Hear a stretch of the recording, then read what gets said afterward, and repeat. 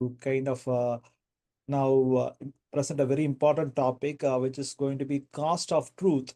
So we are having a couple of important speakers, Mary Inman and Zoya. Mary Inman has been representing truth tellers, whistleblowers for a long time, and Zoya is a researcher in Europe who have been researching on people in the space, whistleblower space, and both of them are going to come up with some input for regulators. They are going to talk about the human cost of whistleblowers in the AI trenches. What are the personal risks and systemic failures in tech accountability?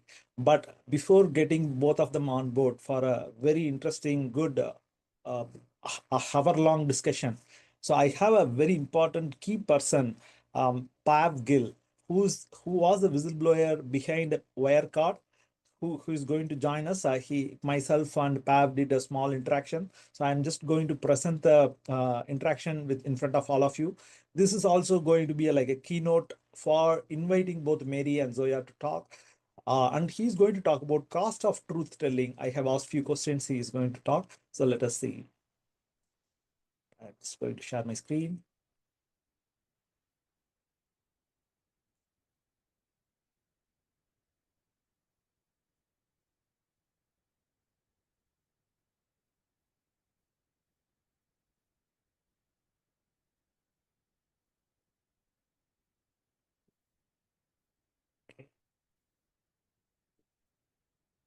Just let me know in case of, okay, let's do some logistics here.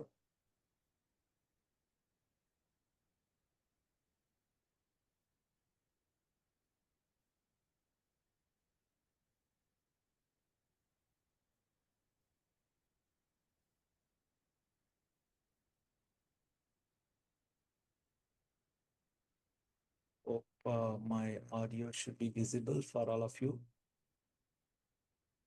Audio should be hearing.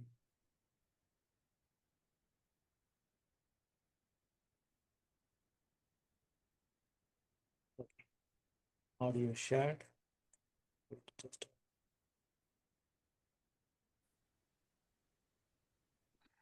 Hey, Pav, thanks for taking time out to join us in the AI Ethics Summit. Welcome. Yeah, thanks for having me. My heartfelt wishes really go to Suchir's parents. I wish I could be there in person to join this summit or even to just give support in any way that I can. When I first read about it, I was extremely impacted, given that it really hit home. What has happened and the impact is just undeniably horrible. I mean, I really can only hope that one day we have justice and the truth comes to light. So thank you for giving me this opportunity to even say a few words in support of this whole case and AI ethics in general. Thank you, Pav. So I think you have spoken about the isolation after exposing Wirecard, cut off by colleagues, labeled disgruntled. What psychological tools did you build in that vacuum to avoid being crushed by the machine you challenged? I think it's very difficult because when you're put in a whistleblowing situation, um, especially if you are, say, legal risk compliance, and that was me, right? I was the head of legal for Asia Pacific for Wirecard, and a whistleblower actually came to me. I was trying to protect this person. I gave that person a different name. And then over time, because the board found out I was investigating, they started coming after me. So this is when, you find yourself, as you said, like, isolated because of the sensitive nature of what I came across and the fact that I was investigating it. It's not something I could share with my colleagues or even my friends outside of the company, legal privilege and all these things. So that's where you become isolated. And that's where you still need to find the strength to um, maintain your resolve in still doing your job or still trying to protect whoever came to you in confidence. And it's very difficult. Especially when the organization is trying to attack you, right? And in my case, they tried to kill me at the end of it. So then what do you do? I guess, of course, there's a spiritual element to it. You could go into into faith-based approaches. For me, I had to speak to my mom because my mom's a single parent. I'm the only child, and I thought it was only fair that if anything happened to me, she knew why and had the background. So that's the way she got involved. Um, I think once you realize you're being cut off and labeled no matter what, the only way to kind of stay sane is to stop expecting sense from broken systems. And this is often the case in companies. So, um, all a person can do is kind of build legal arguments, keep receipts, and not waste energy trying to correct every lie. I mean, you lose a lot, but you have to maintain your grip. Awesome. Coming to the systemic flaw, Wirecard's fraud thrived because people accepted how things work. When you witness similar normalized compromises in artificial intelligence industry today, for example, bias dismissed as technical debt, what specific structured failure should whistleblowers attack first? I mean, the biggest issue in these things is how easily responsibility disappears, right? In AI, that's often like dressed up as, oh, the LLM, the model did it, or we'll fix these biases later. I mean, no one really wants to own anything. It's the same trick in Wirecard. You just dilute accountability so no one takes the fall. I mean, my only advice is if you're inside and you're seeing these cracks, that's where you should aim. Just pin down who signed off, what was flagged, and also obviously what got buried. Awesome. About the redemption arc, you now work at Confide, which is trying to empower ethical transparency. If you could give one tool to potential AI whistleblowers, something you lacked during your crisis, what would it be? And why would it rewrite their story? I mean, I think what whistleblowers need isn't like some kind of vault or solution per se. I mean, they need a mechanism at the end of the day that makes the wrongdoing or the silence visible, right? A system that logs not just what you submitted in that sense, but also how it was handled or wasn't handled. Because then that flips the script. Suddenly, it's not a he said, she said situation. It's instead like, okay, here's what was raised, here's who saw it, and here's how it was handled or mishandled. So I think that's what I tried to build with the Confide platform. Just something that would force accountability in that way from receipt of the matter to resolution. Oftentimes, when you have all these like hotlines and stuff, it's just focusing on receiving, but it's often what happens after the receiving of a report which matters most. That's even to whistleblowers. Sometimes people just want to be heard. They want to know that their case is being taken seriously. It's not like just gone into this black hole or into an abyss somewhere, right? That you have no control over the outcome. You have no idea who's dealing with it, and no visibility over the process. And also, then how do you force accountability and visibility as well? So I think these are the current gaps in the system, and hopefully, we'll try to fix them successfully. Awesome.